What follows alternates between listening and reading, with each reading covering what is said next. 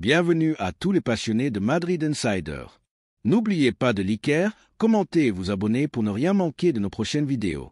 Vinicius Junior et Kylian Mbappé sont au cœur d'un affrontement latent et la récente défaite contre Valence n'a pas seulement réduit les espoirs du club en championnat, mais a également révélé l'une des crises internes les plus profondes de l'ère Carlo Ancelotti. Dès la 13 minutes du match, Mbappé a obtenu un pénalty évident après une accélération fulgurante dans la surface, avant d'être stoppé irrégulièrement par Tarroga. Fidèle à son habitude, le Français s'est immédiatement emparé du ballon pour tirer. Un moment décisif, capable d'influencer le cours du match et, potentiellement, de la saison. Mais ce qui s'est produit ensuite a plongé le stade dans un silence stupéfait. Vinicius Junior s'est avancé vers Mbappé, lui arrachant le ballon des mains pour insister sur le fait qu'il devait tirer. Une scène brève, mais intense. Incrédule, Mbappé est resté immobile quelques instants avant de s'éloigner, visiblement contrarié. Aucune altercation publique n'a éclaté, mais le silence entre les deux joueurs en disait long. Vinicius a assumé la responsabilité du tir et a échoué.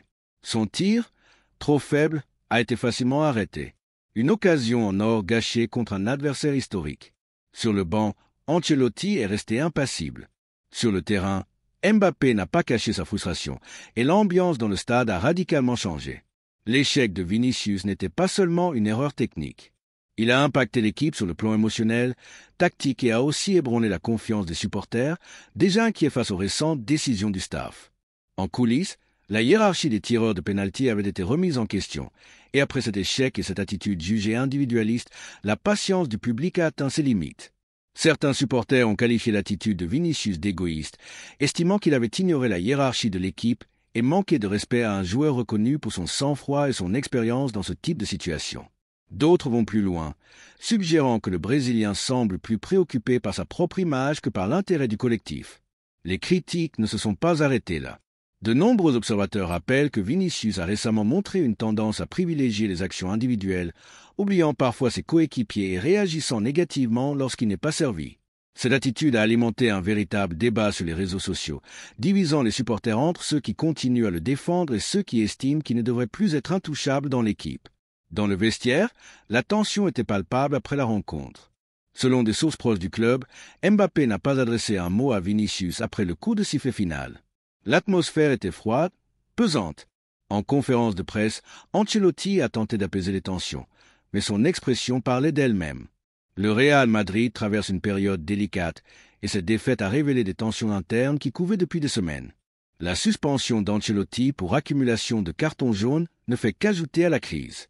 Son fils et adjoint, David Ancelotti, devra gérer un groupe fragilisé et sous forte pression. Sur le terrain, l'instabilité se reflète dans les performances. Camavinga est blessé, Valverde peine à trouver sa place et la défense montre des signes inquiétants de désorganisation. Le jeune gardien Fran González, titularisé pour la première fois, a fait preuve de courage, mais n'a pas pu empêcher les 2 buts encaissés. Quant à Mbappé, il a choisi de rester silencieux après l'épisode. Sur le terrain, il s'est montré apathique après le pénalty manqué. En coulisses, il a refusé les interviews. Ce silence a alimenté les débats. Pour beaucoup, il est le véritable leader technique du Real Madrid et devrait avoir un rôle plus affirmé dans l'équipe. Son attitude mesurée contraste avec celle de Vinicius. Plutôt que de s'énerver publiquement, il a préféré une prise de distance calculée, un choix qui n'a fait qu'accroître les spéculations et divisions internes. Les minutes qui ont suivi le pénalty ont illustré son malaise. Moins actif qu'à son habitude, son langage corporel trahissait une déception profonde, non seulement face au tir raté, mais surtout envers la situation qu'il venait de vivre. Dans les coulisses du club, cette attitude a été remarquée. Certains coéquipiers de Mbappé lui ont même présenté leurs excuses après le match, regrettant de ne pas être intervenu plus tôt. Ce geste montre que, même sans brassard, le Français est perçu comme un leader naturel par une partie du vestiaire. Sur les réseaux sociaux, une grande majorité des supporters s'est rangée du côté de Mbappé, estimant que le Real Madrid doit désormais clarifier sa hiérarchie. Pour beaucoup, il est temps que le club reconnaisse officiellement son rôle de figure centrale, à la fois sur le plan technique et émotionnel. La presse espagnole s'est emparée du sujet, soulignant que des conflits internes non résolus pourraient nuire à l'équilibre du vestiaire, comme ce fut le cas lors de certaines saisons marquées par des tensions entre stars du club. La différence, cette fois, est que le Real Madrid dispose en Mbappé d'un joueur qui ne se limite pas à être un simple attaquant de classe mondiale. Il représente un potentiel emblème générationnel, un leader en devenir. Mais pour qu'il puisse pleinement assumer ce rôle, il devra être soutenu et respecté. De son côté, Vinicius voit son image se détériorer. Autrefois symbole de fraîcheur et de combativité, il commence à être perçu comme un joueur capricieux, plus préoccupé par sa propre reconnaissance que par le bien du collectif.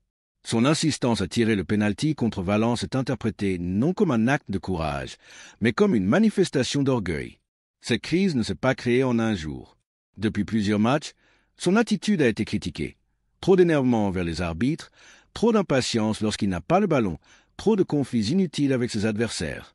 Les supporters, autrefois enthousiastes, commencent à douter. Certains estiment même que Vinicius a changé depuis qu'il est devenu une figure médiatique majeure, multipliant les contrats publicitaires et les apparitions.